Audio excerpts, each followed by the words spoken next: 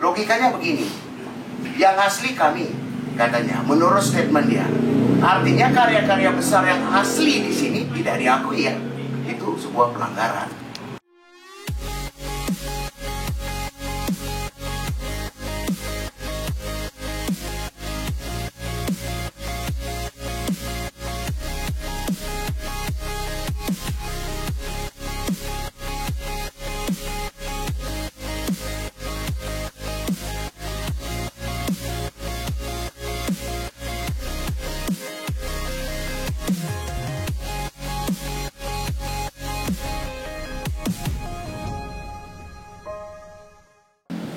Jadi kisruh ini mulai rame berawal adanya band anima baru yang digagasi oleh salah satu basisnya, mengganti vokalisnya, drummer dan personel lainnya. Nah, di dalam statement mereka yang seperti kita lihat bersama, bahwa band anima baru tadi mengatakan kamilah yang asli, yang memulai dari awal. Ini kan sebuah pembicaraan pembohongan publik. Kalau kita berbicara palsu, palsu itu kan bahasa yang tidak pernah tunggal. Satu contoh, ada uang palsu, tentu ada uang asli kan. Ada ijazah palsu, tentu ada ijazah asli. Nah, kalau kita tarik tadi, yang asli itu mana? Yaitu mereka ini. Yang asli itu sudah terdaftar atas nama mereka ini, personel band. Berdasarkan peraturan merek, yaitu Undang-Undang Nomor 20 Tahun 2016 tentang merek dan indikasi geografis. Undang-undang ini menganut azas first to file, artinya siapa yang dulu mendaftarkan, maka dialah pemiliknya. Nah, kebetulan ini sudah terdaftar duluan, dialah pemiliknya. Nah, bagaimana dengan yang kedua ini? Apakah ini bisa keluar juga atau tidak? Kalau kita berpedoman kepada pasal 20 dan 21, ada faktor-faktor merek yang tidak bisa didaftarkan dan akan ditolak pendaftarannya. Pertama, apabila merek itu diajukan oleh orang beritikat tidak baik, itu kata pasal yang tersebut tadi. Kedua, apabila memiliki persamaan pada keseluruhan dengan merek terdaftar atau memiliki persamaan pada pokok. Nah, mengacu ke undang-undang merek, jika merek itu sudah terdaftar, maka pemilik merek ini, kebetulan nama bertiga ini didaftarkannya, berhak untuk melarang. Nah, kalau kita berpedoman kepada pelanggaran hukum, tentu di dalam hal ini ada konsekuensi hukum. Sebagaimana diatur di pasal 100 ayat 1, menggunakan merek terdaftar tanpa izin pemilik merek terdaftar, itu dapat dikenakan ancaman pidana kurungan 5 tahun atau denda 2 miliar rupiah. Demikian juga pada pasal 100 ayat 2, menggunakan merek yang sama pada pokoknya saja, maka itu dapat diancam dengan ancaman pidana kurungan 4 tahun dan denda 2 miliar rupiah. Kalau kita tarik di Undang-Undang Hak Cipta, dia berstatement yang lama ini adalah palsu, padahal masih eksis. Artinya, dia tidak mengakui atas karya-karya cipta, karena lagu-lagu itu masih dipegang penciptanya oleh yang kelompok ini. Nah, itu kan dapat dimungkinkan apabila dibuktikan hak ekonomi ini tidak jatuh kepada pencipta aslinya, itu juga bisa disangkakan pidana tentang pelanggaran hak ekonomi. Dan dikhawatirkan juga menghilangkan hak moral. Logikanya begini, yang asli kami, katanya, menurut statement dia. Artinya karya-karya besar yang asli di sini tidak diakui ya. Itu sebuah pelanggaran. Dan lagu-lagu hit seperti Bintang itu diciptakan berawal terobsesi oleh penciptanya. Kebetulan lagu Bintang itu aku ciptain buat mantan pacarku, namanya Bintang, sekarang menjadi istri. Alhamdulillah kita dapat momongan 2 karena dari lagu itu. Jadi emang aku ciptainnya dari tahun 2003-an lah, 2003-2004 di Bandung. akhirnya jadi singlenya Anima, populer lah kita 2005 di PT ya, meledak sampai sekarang. Cuman aku yang nggak terimanya itu semenjak ada Anima yang sebelah, jadi dia nge-recycle lagu itu dengan vokalis yang baru. Aku bilang sama istri, karena istri sampai detik ini tuh manajer personalku kayak gitu. Aku bilang kok ini bisa ya gitu, karena aku selalu menghargai vokalis original. Aku selalu bilang sama Rino, karena Rino ini gitaris satu lagi tuh sobat deket juga. Aku sering curhat sama dia, no ini nggak bisa kayak gini, original itu tetap Lucky kayak gitu. Jadi nggak bisa digantiin kayak gini, kita harus tegur. Aku pernah message di Facebook, sampai sekarang tuh nggak dibalas sudah berapa tahun ya. Itu lumayan, ini udah lumayan lama sih. Terus Rino juga aku bilang, no coba konfirmasi ke Eli.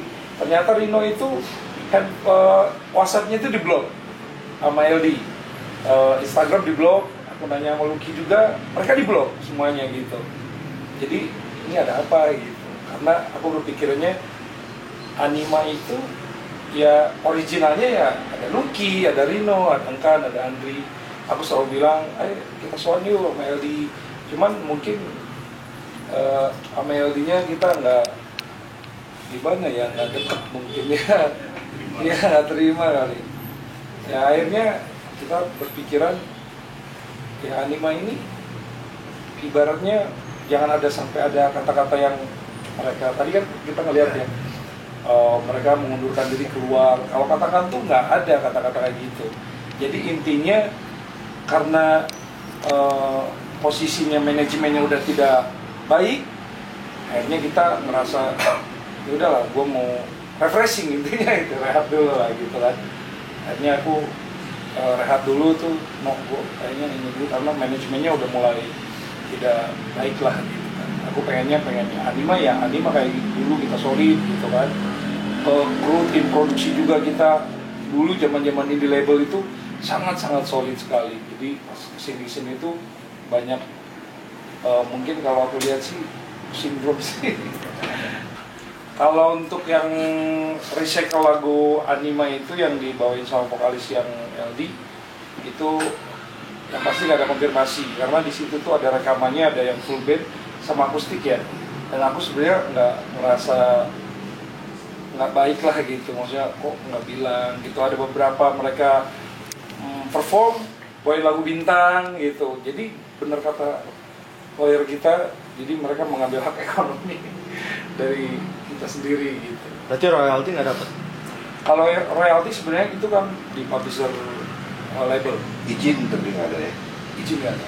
Harapan saya ke depan hasil kesepakatan bersama untuk segera mengklarifikasi atau datang ke kantor kita. Jangan sampai kami melakukan upaya hukum melaporkan tindak pidana baik merek maupun hak cipta. Dan ini sangat jelas. Pertama, kalau berbicara merek tentu kita ada bukti hak eksklusif pemberian dari negara berdasarkan pendaftaran. Dan hak cipta itu tentu bisa dibuktikan secara deklaratif. Jadi begini, saya sebutkan sedikit. Kalau merek ya, diakui kepemilikannya setelah terdaftar seperti begini. Sementara hak cipta itu adalah hak eksklusif yang timbul secara otomatis berdasarkan prinsip deklaratif. Akan dilihat siapa yang mendeklarasikan pertama. Tentu yang ini. Nah, kalau kita berbicara dua alat bukti untuk memenuhi unsur pidana, ini udah kebanyakan. Makanya lebih baik musyawarah mufakat sebelum upaya hukum ini terjadi. Gitu.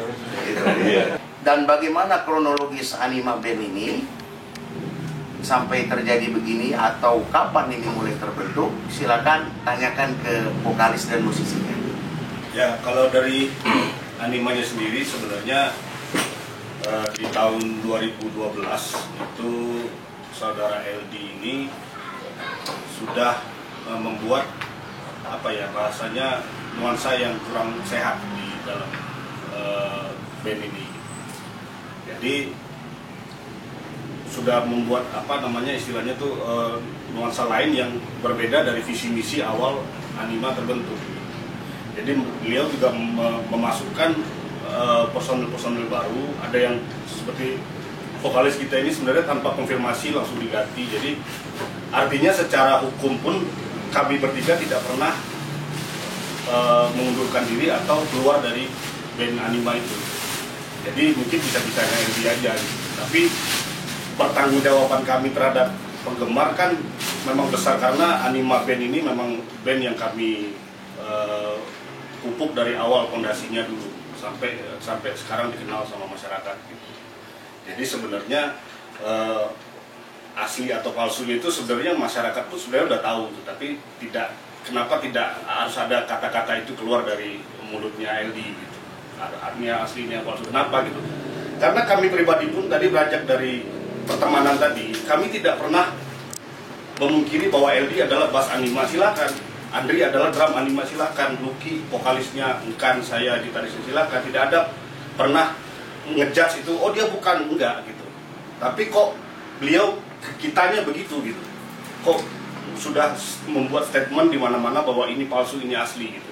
Sementara langkah hukum sebagai warga negara yang baik, kami mendaftarkan hak merek itu ke Dirjen Kekayaan Intelektual.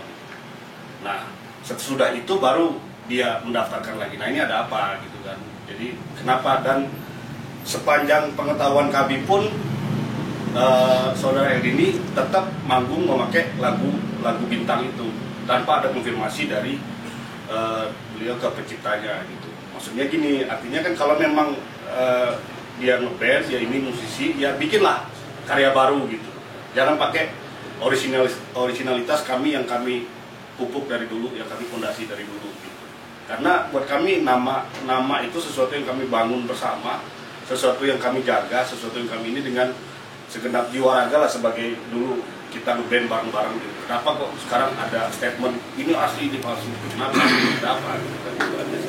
Anima itu sebenarnya adalah pemberian nama dari seorang teman, sahabat kita, dan kami bertiga pun sudah mengkonfirmasi ke si pemberi nama itu, dan beliau juga sudah menyerahkan hak penuhnya kepada kami, dan kami juga bikin suratnya. Karena kenapa itu kami lakukan? Karena ada gonjang-ganjing seperti ini gitu. 2014 itu kan aku terakhir bukan keluar, jadi maksudnya LD ini masukkan manajer baru, dan di dalam intern itu LD dan manajer ini bikin strategi-strategi yang visi misinya bisa merusak nama Anima itu sendiri. Nah, aku di situ dulu kurang setuju, bahkan sampai latihan nggak datang segala macam. Akhirnya pada saat itu tiba-tiba ada vokalis pengganti di dalam. Nah, dari semenjak itu